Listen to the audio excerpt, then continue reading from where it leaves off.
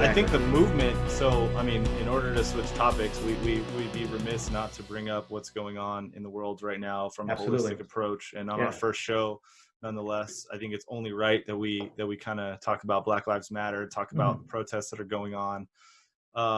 And it's just such a crazy time to be a human being, right? It's just I think like it's the exciting though. pandemic took a backseat. This movement is so big that it sat down a pandemic and said, Yeah. no, you wait, we got the news right now, and Correct. this is a movement. And so I think Hmm. that's an impressive, right? Like a month ago you would have been like, nothing's gonna suit, like you turn on the news, you're gonna hear about pandemic every day until we have a vaccine. No, this is bigger than that, Nope. right? Yeah, So exactly. I think that this is so I'd love to hear your perspective on, I know you had some issues in your neighborhood where protests got a little wild and Mm. everything kind of had to be I guess locked down again, or curfews needed to be put in place. Certainly in my area, we've had some issues as well. But just wanted to get your perspective on this. Like, what are you thinking about? How do you navigate this? Friends and family, Mhm. kind of key me into what's going on in your world from this lens. So, yes. So as far as like my own personal perspective, I think the actual triggering event, obviously, the death of Mr. Floyd was awful, right? Mm, At some point, depending on when folks are watching this, whether it's right now or in the future, that video was very hard to watch. I don't know if you watched it. I tried not to watch it. I watched a little bit of it, but I yeah, couldn't really force myself to watch the whole thing. right. And that trigger event, awful as it is, I think lit the powder keg of a lot of things that were sort of rumbling Mm, and growing beneath the surface. And that is that there are some legitimate concerns with, with our criminal justice system, with the way we police ourselves, with the social structures that we've created here in this country. And this is a perfect opportunity where the mirror is being held back up to us and saying, mm. well, you know what? Um, we don't like how things are, but it's up to us to initiate that change, and it's up to us to begin to move things in the direction that we think is best for everybody. Goes back to your Obviously, quote, right? yeah. Well, when you know better, you do better, right? Right. You need to, and at this point, I think we do know better. We And should. I mean, we're seeing it on video every single right. day. I mean, So and but I think back, like, I think back to the very first time anything like this pops into my head was back in like 91, I want to say 91, 92, with Rodney King LA, yeah. incident. Yeah, Los Angeles being Mm, the kind of the epicenter for that one, and the riots and everything that followed beyond after that. And I still, even today, watching that video, how we can determine as a people that the police activity, even back then, 30 something years ago, right, or close to it, yeah. was okay, baffles me. I think there is something there, regardless of what the numbers say as far as how many folks pass away as a result of the police and whatever color you happen to be when that takes place.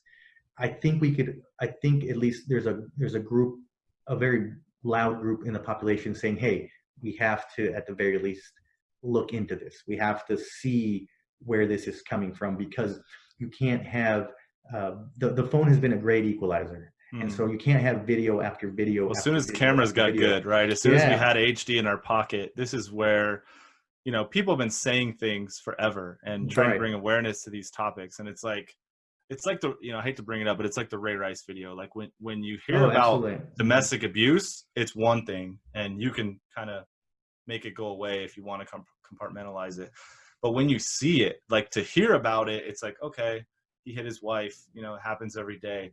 But then when you see it on camera and it's so violent and it's so in your face, you're like, okay, that changed. Now it's a story that can pick up steam in the media. But Yeah. more than that, it hits a human instinct of like, this is wrong. And we have to stop this. We collectively have to do whatever we can to stop this. And that's where we're at right now, is like, we've seen too many videos of too many Black people getting abused, getting killed, getting just all of their rights pulled away from them in an instant. And there's nothing we could do to fix the lives that have been lost and the lives that have been permanently affected. So we have to all collectively do something right now to make sure this doesn't happen repeatedly more often. Right. No, I agree, and I think that's where we are, right? We were kind of talking off camera that this feels. Obviously, I wasn't around in the late '60s, early '70s through Mm-hmm. the civil rights protest and everything that took place then.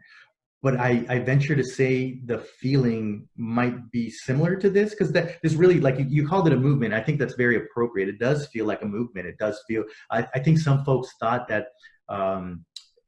people would kind of make noise and protest, but it would kind of die down, and it hasn't. If anything, it's gained steam, and more people are now becoming part of that movement. More people are participating. More people are willing to voice their opinion on both sides, actually. Well, let me And ask you this. so, So, do you think because of the outrage that all these men were basically charged with murder expeditiously, or do you think that that would have happened organically without the protests, without the outrage, without the media coverage? I mean, as a lawyer, how do you feel about the speed in which these men were charged? Because this was unprecedented. I mean, yeah, in a lot of ways, this is a victory for future generations that this happens.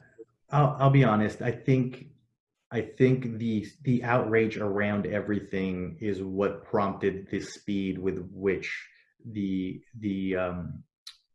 men were charged with, Right. because You see it all the time, right? I mean, because it's yeah, like I don't think once that ball if, gets rolling down the hill, it really is something. and I don't think if there was all of that associated activity around it, if that wasn't there, if it necessarily moves with the same speed. And to back that up, look at what specifically happened, without getting too controversial here, with the Colin Kaepernick situation, right? Mm-hmm. He was trying to peacefully protest.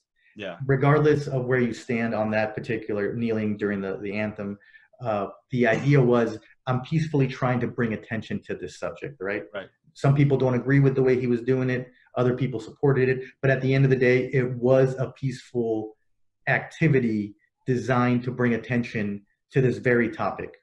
Yeah. And that was what, 2016, 2017. And That's so, actually underrated at this point. Like, I think Cap was way ahead of his time. He had gotten with several former military, current military personnel to say, look, I don't want to be disrespectful. So if you can come up with another way that I could show my protests for what's happening in America, then I'd gladly do it, as long as it's as impactful as, what I'm doing here. And those guys pretty much said, like, I think you're doing the best thing you could do. Like, they kind of gave him the advice to, so he kind of transitioned after that to, well, maybe if you just kind of locked arms with your teammates and stood, right, I saw that. and people from the military. But to give him the credit for actually having the conversation, trying to educate himself from, okay, I know I'm pissing people off. Now let me go back to that group that I've offended and see if there's anything I could do to continue my protest without offending a group of people that I really admire and enjoy.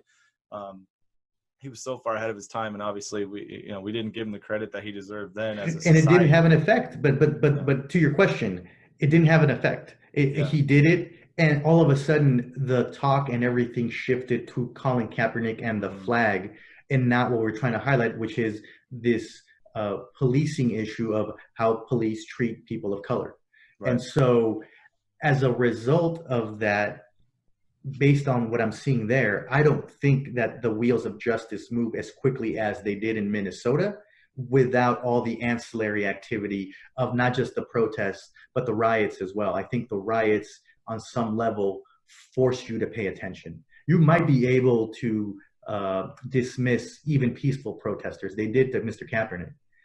But when they're setting things on fire and you're seeing a city burn, it captivates not just the city, but the nation as a whole. And as we were saying, this is a movement unlike anything that I've seen in my lifetime, because with all of these protests, whether it was Ferguson in 2014 or the Occupy Wall Street protests in the early aughts or late aughts, excuse me, the protests were kind of relegated to their particular geographic area. They were either New York or Missouri, or even with Gardner, with Eric Gardner in New York as well. New York. The protests sort of started, were activated, and then diffused in that area. And this is the first time that I've seen where it starts in Minnesota and then it goes to New York, Los Angeles, overnight. I mean, Seattle, it's building steam Phoenix, overnight. Miami. Like, all of a sudden it's like, wow, this thing, and then it goes worldwide. Germany, France, Canada. It's just like, oh my God, this thing is on a totally different level than anything that I've ever seen. And so it's really shining a light on something that I think needs to be looked at. It's not okay that, and the idea behind I heard a great joke, because everybody says, well, there's always some bad apples in the cart, right? And I get that. But at the end of the day, policing is one of those jobs where you can't have any bad apples. That'd be like saying, you know what, there's a couple of bad pilots, so we'll accept a couple of Right. pilots every year just flying into the side of the mountain, Just killing a bunch clanging of people. off of shit with Well, their you know, planes. every profession has a couple of bad ones. So Right. it's one of those things where we accept pilots flying into the side of mountains and killing themselves and everybody on board simply because, well, there's a couple of bad ones here and there. It's like, no, just like people would look at you like, John, you're crazy. Like, how could you say something like that? That's not, Right. no. Same thing with policing. At some point, you have to say, this is such a delicate profession, such a delicate job that you have to do it well all the time. Yeah. Bringing it back to business, if you don't follow through for your clients, you stop getting new clients, you stop getting business, your business goes away. But this business, because of the way that it's structured, continues to promulgate and promote the same problem over and over and over again. And so I think it's something where we really have to look at that institution and try to figure out, how can we make this better? How can we create something where it still is effective in its approach and its overall goal of providing safety to the public, while at the same time not demeaning or subjugating a particular section of the populace, and at the end of the day causing the untimely deaths of the very people you're expected to protect. It's well, like, the scary part of that video to me is obviously the main player. I'm not even gonna say his name, but the main player, it did something terrible, and he deserves everything he's going to get, hopefully. Mhm. But it's the other three people that are police officers that scare me the most, because either this guy has so much power over them that they can stand by and literally watch this man take a life, Mhm. or they've been conditioned to just go with, you know, Correct. like whatever the We'll group go with the does, flow, right? Whatever the thing you is. Yeah. protect us because we're us, and it's us against them. And I think that's the scary part, is like, that's a systematic problem. If this man by himself kills somebody in the street, you could say, there's a bad apple, we found Mhm. him, we addressed it, he's a murderer, he's going away, obviously he loses his job in the process. But there's four people, like, that's and they're from different ethnic backgrounds too. It's not Yeah. four white men, right? No. It's Mhm. there's a mix there. So it's really, that's really the scary part to me, is that they stood around and watched this guy do this, and some of them even contributed to the holding down of you know, of the victim, George Floyd. So man, what I struggle with, honestly, and I talk to a lot of my black friends about this, is like, as a white dude, I just don't know what to do. Like, I don't know how to take the first step. And it goes back to, like, you got to do something. You got to take the first step. Um, I know that this is an important time, and I know that white people in general jumping into this movement is exactly what it needs. There needs to be outrage all across the board. It can't just Yeah. come from black and brown communities. It has to come from everywhere, and we all have to, like, throw our hands up and say this is wrong and it needs to be addressed. But on a micro level, I'm just like, you know, I have calls with my friends, and I just call them and I say, like, what do I do? Like, how do I help? You know, and Mhm. I don't know if you heard Greg Popovich from the San Antonio Spurs, the head coach. He posted a video yesterday that was kind of provocative, but basically at the heart of the video, he's saying, you know, as a white man in America, we're obligated to jump in this movement and disrupt it to the point where real change happens. There's so many Mhm. problems in our society, and black people have been bearing the brunt of this burden for, you know, 400 years, basically on their own. And only in recent history, with, you know, advances in video and social media, have we been able to see exactly what they're talking about. And, you know, we're already late to the party, but we really Yeah. got to step up and help out. And so it resonated a lot with me as somebody who's been struggling with, how do I help this cause? I mean, I've made signs. We've been to some kind of safe but peaceful protests, without endangering anybody in my family. You know, I've reached out and had several conversations just to open dialogue, because sometimes it's just better to talk about these things. So I'll call different people to get different perspectives on it. But what I struggle with is I'm not doing enough, and I don't know how to do more, and I don't know how to do the right thing in these situations, and keep Well, my family safe and endure the pandemic and I all that. So I think, you know, for myself, I think part of what you can do is just be open to hearing the other side. mhm. I think people are so quick to say, you know, oh, it's just a couple of bad apples. Oh, all Or, lives matter. oh, Oh, blue right, lives oh, matter. Yeah, exactly. So, and it's not to diminish any other lives. It's not to yeah, say that the idea is simply, at this point, we're key. You can't solve all the problems all at the same time, right? Right. Going back to the business plan. In a business plan, when you're putting together your business plan, you don't say I'm going to do everything at all times, and I'm going to do it sporadically. No, you set out a key way of like, I'm going to do this and I'm going to do that. I'm going to file my paperwork to get my incorporation going. I'm going to get a website. I'm Yeah. going to get my social media handles. Blah blah blah blah blah. Same thing with this, right? There's a problem. Actually, there's a variety of problems, but we're keying in on this one problem because we're seeing it kind of bubble up over and over and over and over again. So part of, I think, what we can do is listen. Just listen to what the other side is saying. What is that experience? Because I think there's a clear disconnect as to what some people's experience is in this country versus others. Sure. But it gets put under this blanket of like, oh, we all have the same opportunity, we all have the same experience, and that's simply not true. Your socioeconomic status affects your ability to have a life in this country. The color that you are affects your ability to have a life in this country. Whether you're male or female affects the opportunities in the life that you're going to have in this country. So there's a lot of layers to this thing that goes simply beyond just this one thing. But in this moment, we've decided to key in on this one thing because we're saying, look, this needs to be addressed. Well, because it's addressing it very far on the bad side. Well, exactly, totally. What you can't have, like I said, to me, where we draw the line is when the people that you've entrusted to protect and serve violate that trust, then you have to revisit that institution and see how you can rectify that. And that really at its heart. If you ask me, to me, that's at the heart. You have violated the people's trust. Why? Because repeatedly, over and over and over again, we're seeing the same result in these types of interactions. And we're saying, no more. This cannot stand. We can no longer accept this as the status quo. And as a result of that, we need change. But we have to understand that the institutions that are at play loathe change. And they're not quick to change. And so that's where we as a populace need to be flexible enough to help promote that change. So for me, for example, being a minority, part of what I try to do is just help people understand where others are coming from, understand that we don't all have the same opportunities, we don't all have the same experience in this country, and allowing yourself to see the world through that other lens will give you that perspective to truly try to understand where it is that these people are coming from. I've had instances and run-ins in with the police where my education, my background has really been helpful in helping to diffuse situations and helping to help everybody get home safely. But I guarantee you, if I was still that kid from, when I was growing up, potentially those things could have escalated and it could have been a totally different scenario. And so it's a situation where I feel compelled to just encourage people to try to listen to each other, to try to understand, and to not simply assume it's just a couple of bad actors. There's a system at play here. There's something greater than just the individual pieces. And so we need to really take a long look at, is this how we want to be as a country? Because the reality is, most of the change comes about when people speak up.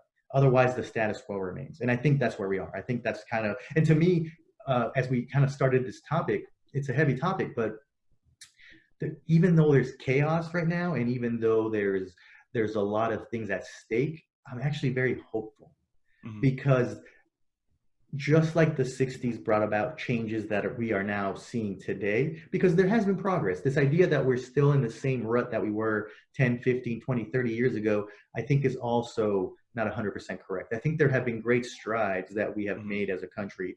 But the idea is, now that we know better, we have to do better. Exactly. Well, and the idea is we're never going to be. We can always do better. We can always do better, right? That's the idea. But this is our generation's watch. We're not going to get another watch, so we have to do better in our generation. We got to close this book in a better place than we picked it up. Right? Totally. And I think for me, that's what this means, right? And I'm hopeful that it continues, and I'm hopeful that it does bring about that change that we want to see, as far as not just the police, but everything associated with how we as a society take care of ourselves, our brothers and sisters, regardless of the color of their skin. Yeah, I hope that we're looking back at 2020 in the history books, or even in the near future, and say, this year started terribly and really ran terrible for a good part of it. But in the end, a lot of great things were accomplished. We have some serious reform to things that have institutionally been either corrupt or just flat out wrong for years. One of the things that Popovich says, to go back to that, is that our Constitution is a lie, right? That's kind of the most provocative thing that he says in that clip is, our Constitution says that we're all created equal and that we all have the same rights, but that's been a lie for most of the country's existence. And only now are we starting to see some of those things in the very recent history come to fruition, but we got a lot of work to do. And this is certainly, 2020 is highlighting all those disparities amongst our all Americans. And it's showing us that if we were resting on our laurels before, we can't. We gotta re-up and re-energize, and that's why we're the gas up, man, because we're gassing everyone up on trying to fix this. I love it. Lots of hope, man. Like I said, I'm hopeful. I'm hopeful that 2020, like you said, we look back and we're like, man, that was a shit show. But at the same time, a lot of good came out of it. All of a sudden, there was all the seeds of change are being planted now, and hopefully we get to reap those rewards in the years to come. So, yeah, hopefully it makes sense, right? It kind of, we come full circle and we realize like we went through all this because we needed to, for these reasons. This is what we have to gain from this situation. So really, really cool show, man. I'm so excited to cover these topics. Put in the books, baby. With business as the undertone to a lot of kind of pop culture, what's going on. We talked about everything. We talked about sports. We talked about movies. We talked about the protests. We talked about the phase reopening in California.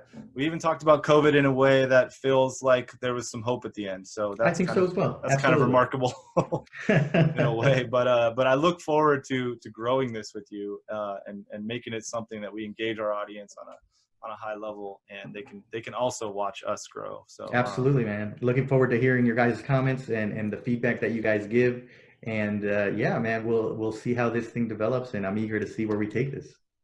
Cool. Well, I'll post that Popovich link for everybody if they want to watch the full thing. It's about 2.5-3 minutes long. But we really appreciate you rocking with us through our first show. The inaugural show is in the can, baby. That's it. Woo! Got it. Bank it. Right. Cue the music. All right, bye. We'll see ya. Bye. See y'all next week.